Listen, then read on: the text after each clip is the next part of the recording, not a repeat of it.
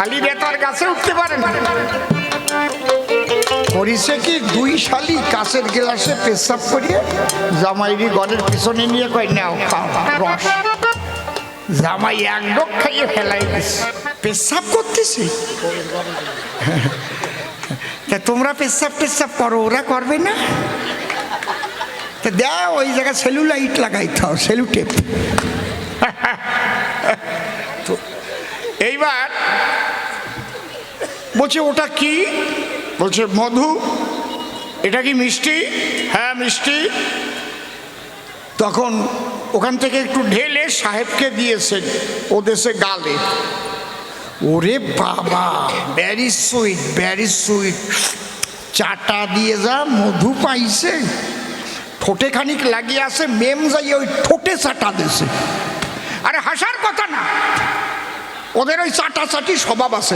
বিদেশে তো যাও নাই, দেখা হলেই অমনি চুমো দেয়।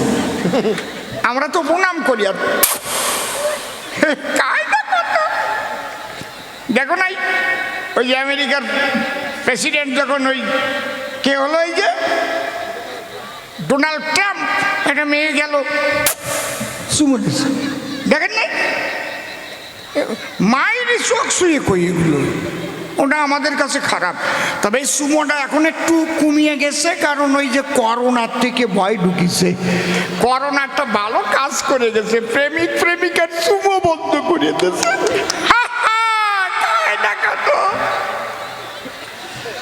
এখন সাহেব মনে মনে ভাবে, তাই এরকম মিষ্টি জিনিসের পাওয়ার হাউস কোথায় জানতে চাই। সাহেব জিজ্ঞেস করছে, where is the power house of হানি? যে দোকানদার ও চিন্তা করতেছে, শালা ও আমার ব্যবসা মারতে চায়। তাহলে তোমার সেই জায়গা আনি। বলে আসো, কাম হ্যার।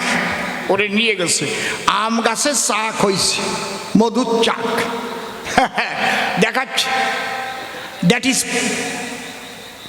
That is power house of হানি। এখন কিভাবে কাটা যায়, কিভাবে আনা যায়? তখন বড় একটা গাবলা এনে দিয়েছে, আর একটা কাস্তে যা দিয়ে ধান টান কাটে। বলে একজন উপরে যেতে হয়, আর একজন গামলা নিয়ে থাকতে হয় তলায়। ওইটা কেটে দিলেই ঝরঝর করে মধু পড়ে যায়।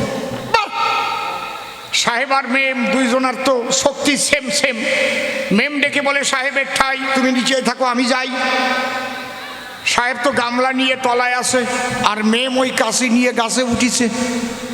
আর যখন গেছে কাছে কাছে, পোকা পাকনা উঁচু করতেছে। হ্যাঁ, কোন হয়? আর ওই পোকার বাড়ি হচ্ছে বিহারে, কেবল বিহারের থেকে বাংলায় এসে চাক করিছে। কোন হয়? ওর মধ্যে রানী, ও দিয়েছে বাनी। कौन है? मुझे काटने के लिए आया, ठुकने के लिए आया, उसको काट दो। যেই মেম কাছে কাছে গেছে, মেম কাশি বাঁধানোর আগেই 3-4 কুড়ি পোকা যাইয়ে জম্বের মতো কামড় আরম্ভ করেছে। আপনাদের আছে জানা, ওরা কিন্তু পায়খানা করে শোষে না, মাইরে সত্যি খালি মোছে, শোষে না, তেল নেয় না। আর শরীর ভীষণ কড়া, ভীষণ কড়া। যেই মেমরে কামড় দিয়েছে, ওই মধুসাকে তো পোষ দিতে পারে নাই। মধু পড়ার আগে মেম মধু ছাড়িয়ে দিয়েছে, চ্যান চ্যান করে কামড়ের চোটে হিসু করিয়ে দিয়েছে। আর সাহেব ভাবছে মধু পড়তেছে, ও গামলা ধরিয়ে বসে আছে। আরে কপাল! এইবার ওখান থেকে সাহেব নিয়ে মনে মনে ভাবে, তাই ও আসার আগে আমি এক গাড়িও খাই। যেই মুখে দেশে, রে ভাই মিটিয়ে না, নোনতা। সাহেব বলে, এ বাঙালি, এ কোনটা? এ তো নোনতা। বাঙালি বলে, সাহেব ভাই এটা কাঁচা মধু, এখনো পাকিয়ে পারে নাই। এই জন্য রস আছে 2 প্রকার, কাণ্ড বড় চমৎকার। পাকা রস আর কাঁচা রস বলে করেছে বর্ণসারে বাস করি, আমি সংসারে বাস করি, আমি সংসারে বাস করি, আমি সংসারে বাস করি, আমি সংসারে বাস করি।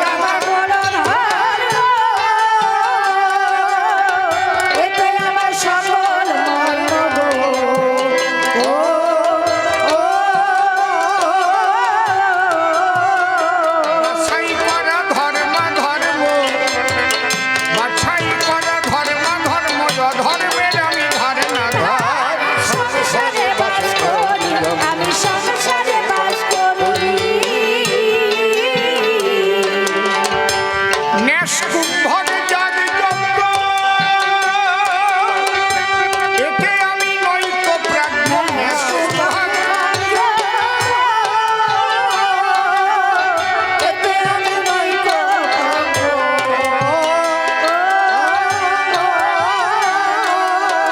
শান্ত দাস্য জ্ঞান মার্গ, শান্ত দাস্য জ্ঞান মার্গ, বাৎসল্য প্রেমের অধিকার। সংসারে বাস করি আমি, সংসারে বাস করি।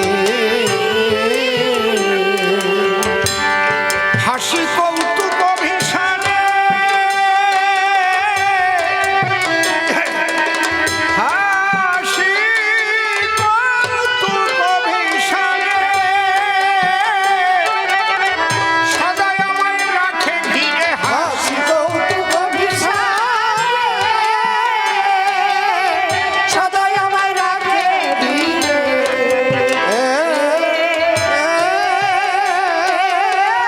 অতি গোপন অভ্যন্তরে,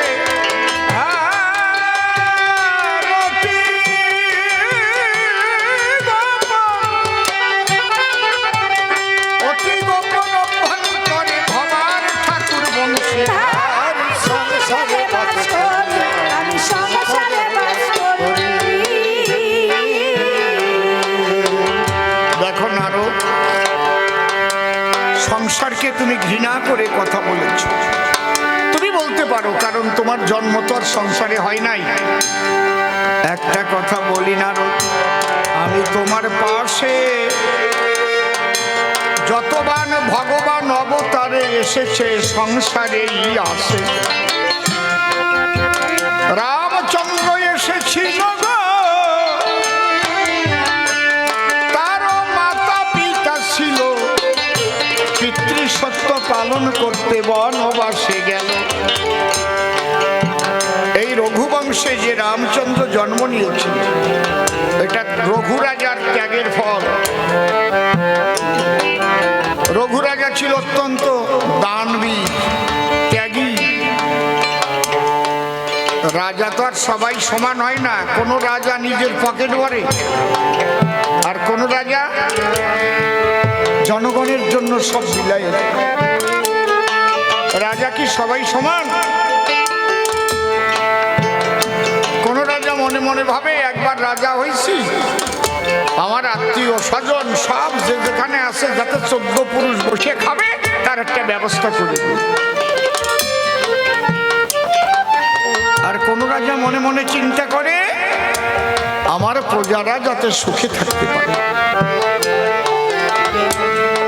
একদিন নারায়ণ, বিষ্ণু আর ইন্দ্র দুইজন, নারায়ণ একটা বালক সেজেছে আর ইন্দ্র বাঘ সেজেছে। বাঘে যখন বালকটারে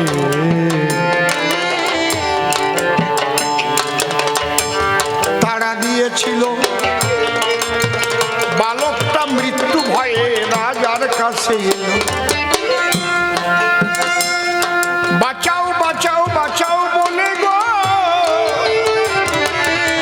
পড়ল রাজার পায়। এমন সময় ব্যাঘ্র এসে উপনীত হয়। বালকটা রাজার কাছে আশ্রিত। বাঘ এসে বলছে, রাজামশাই আমি 1 মাস কিছু খাই না, খাবার আমি পাই না। আজ এত সুন্দর একটা খাদ্য পেয়েছি আমি, ওকে ছেড়ে দাও, ওকে ছেড়ে দাও রাজা, আমি প্রাণ ভরে ওকে চিবিয়ে চিবিয়ে খাই। মানুষের মাংসের চেয়ে বাঘের আর সুস্বাদু কিছু না। দাও, তুমি আমার সেবাবাদী হলো না। রাজা বলছে, বাঘ তা তো হয় না, তা তো হয় না। ও যে আমার প্রজা, ও যে একটা বালক, ওকে আমি আশ্রয় দিয়েছি।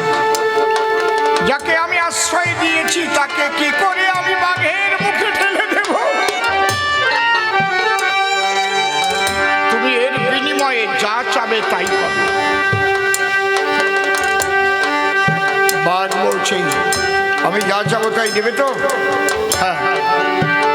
বলে ওর যা ওজন হবে সেই ওজন অনুপাতে তোমার গায়ের মাংস কেটে দিতে হবে।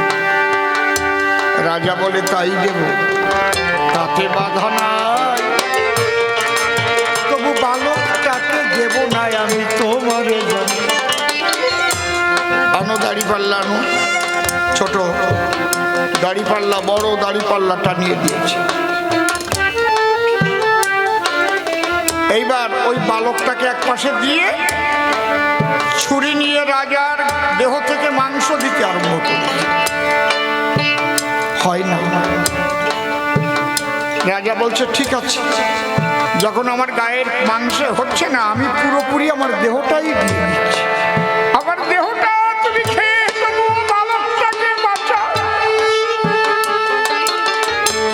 সনাতন ধর্মের রাজা যখন নিজে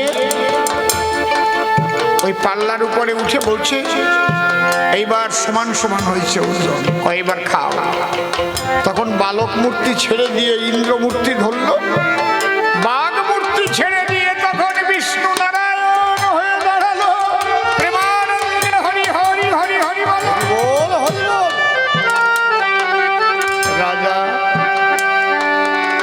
তুমি পাশ করে গেছো পরীক্ষায়। তখন বিষ্ণু ডেকে বলে রাজা গো, আমার মনে আছে ভাবো,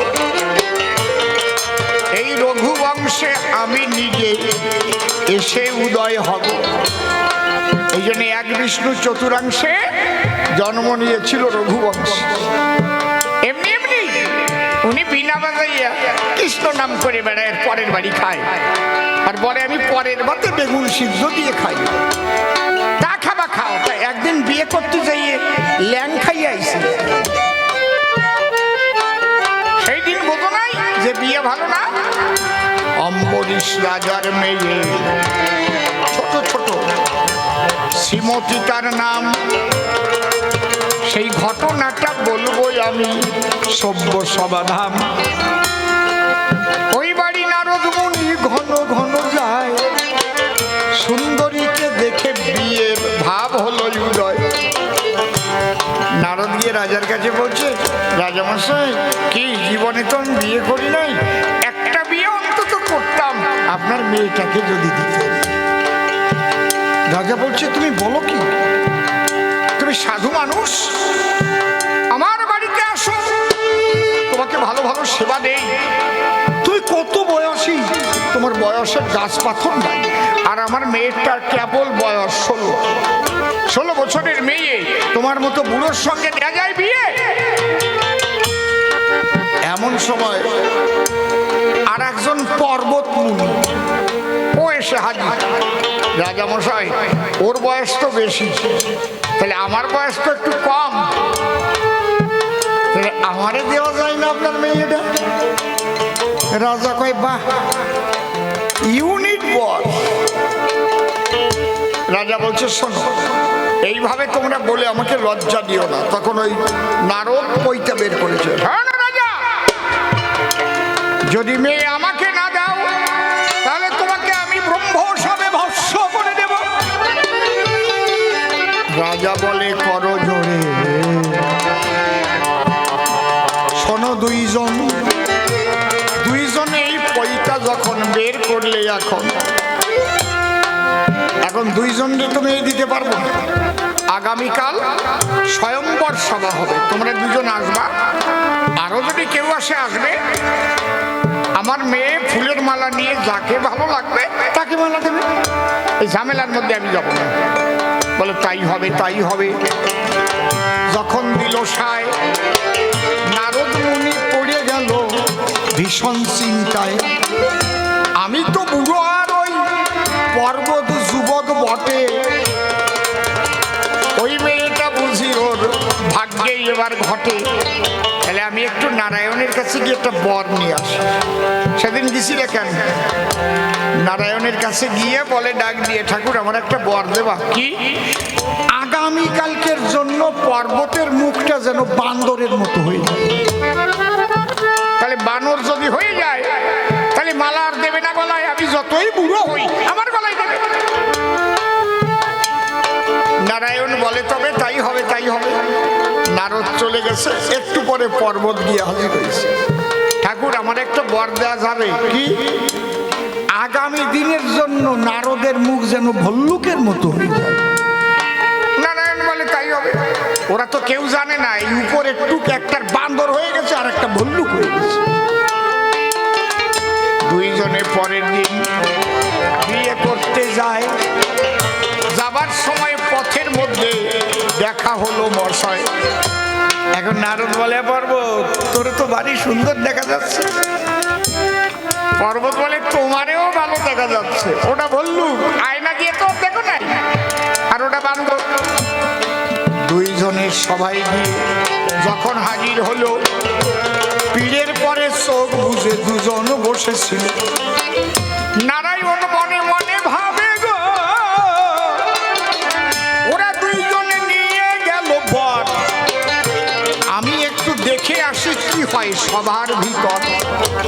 ওরা দুইজন দুই পাশে বসেছে, নারায়ণ মাঝখানে চুপ করে গিয়ে বসে। মেয়ে ফুলের মালা হাতে করে এসে দেখে একটা বানর একটা ভল্লুকের মুখ। বাবার কাছে কয় ভল্লুক আর বানরের মুখ দেখলে কি মালা দেওয়া যায়? বাবা বলে ওরে মেয়ে তুই আমার কথা লোভী, দুইজনের মাঝখানে ভালো যে তুই তারে মালা দিবি। দুইয়ের মাঝে বসা ছিল ঠাকুর নারায়ণ। নারায়ণের গলায় মালা করিল অর্পণ। দুইজন চোখ বুঝে বসে আছে। এদিক মাঝখান দিয়ে নারায়ণ বউ নিয়ে চলে গেছে। 7 দিন বসে আছে, মালা তো আর দেয় না। 7 দিন পরে চোখ মেলে দেখতে পেল তাই এই বাড়িতে বিয়ের গন্ধ বাতাস তো আর নাই। ও রাজামশাই মেয়ে কোন জায়গায়? বলে মেয়ে জামাই নিয়ে চলে গেছে। কোন জামাই? বলে নারায়ণ। তখন ওই দুইজন গিয়ে বলে ও নারায়ণ তুমি কি করলি? আমরা বিয়ে করতে গেলাম আর তুমি বিয়ে করে চলে আসলে। নারদ বলে মনে মনে এলাম আমি অনুতাপ তোমাকে দেব, এইবার অভিশাপ। এরপরে যখন তুমি রাম হয়ে যাবে, তোমার বউ হারাইয়ে ভেড়া কান্দন কান্দিতে হবে। আজকে যেমন আমার বউ নিয়ে গেলে রাম হয়ে যাবা, আর তোমার বউ হারাই গেলে কান্দিবে। তখন নারায়ণ বলছে ঠিক আছে অভিশাপ মাথায় পেতে নিলাম, তাহলে আমি যাব রাম হয়ে, আমার বউ হারাইয়ে যাবে, আর ওই ভল্লুক বানর হয়ে তোদের বউ খুঁজে দিতে হবে। এই জন্য রামের সঙ্গে ভল্লুক বানর ত্রেতা যুগে ছিল। একবার রামানন্দে ভক্তবৃন্দে হরি হরি। সংসার এত খারাপ, বউ এত খারাপ, বিয়ে করতে গেছিলে কেন? হ্যাঁ, এক গুতো খাইয়ে চলে আইছো না? একজন নূতন বিয়ে করেছে, বাড়ি টাউনে, বিয়ে করছে ডাউনে। তা মাঘ মাসে আসছে, ও তো টাউনে তো আর খেজুর গাছ নাই, হাড়িও পাতে না আর রসও পড়ে। এখন শ্বশুর বাড়ি এসে গাছের দিকে চায়, দেখে গাছের মাথার পরে হাড়ি বাঁধা রয়। শালিদের কাছে ডেকে বলে গো ওই হাড়ি বাঁধা কেনে, বুঝাইয়ে দাও দেখি ওই হাড়ির মানে। শালিরা বলছে এটা খেজুর গাছ তো সাজ দেওয়া হয়েছে, নালি বসানো আছে, টপ টপ করে রস পড়বে, সকালে ওই রস খাওয়া যাবে। মানে একটা শালি বাড়ি চালাক, ও আর একটা শালির পিছনে চিমটি দিয়ে কয় রাখ আমি কই। জামাই বাবু কি এই রস সন্ধ্যার রস আরো ভালো লাগে। জামাই বলে তাহলে একটু খাওয়াবো আমাদের, বলে খাওয়াবো সন্ধ্যার রস। শালি বেতার গাছে উঠতে পারে না, করিছে কি দুই শালি কাঁচের গ্লাসে পেশাব করিয়ে জামাইরি ঘরের পিছনে নিয়ে কয় নাও খাও রস। জামাই এক ডোক খাইয়ে ফেলাই দিচ্ছে। এইবার যখন জামাই কলকাতা শহরে গেছে, যে যে নতুন বিয়ে করছে পার্কে বসে গল্প হচ্ছে, কার বউ কেমন, কার শ্বশুর বাড়ি কেমন, সবাই বলছে। আর ওরে কয় তুই কইস না কেন? কয় আমি কি কব, আমারে পেরায় ঠগাইছিল, আমার বুদ্ধির দ্বারা বাঁচিয়ে আইছি। কিরকম? কয় শালির এমনি সব করে দিছিল, এক ডোক খাইয়ে ঠিক পাইছি, আর খাই নাই। উনি এক ডোক খাইয়ে ঠিক পাইছি।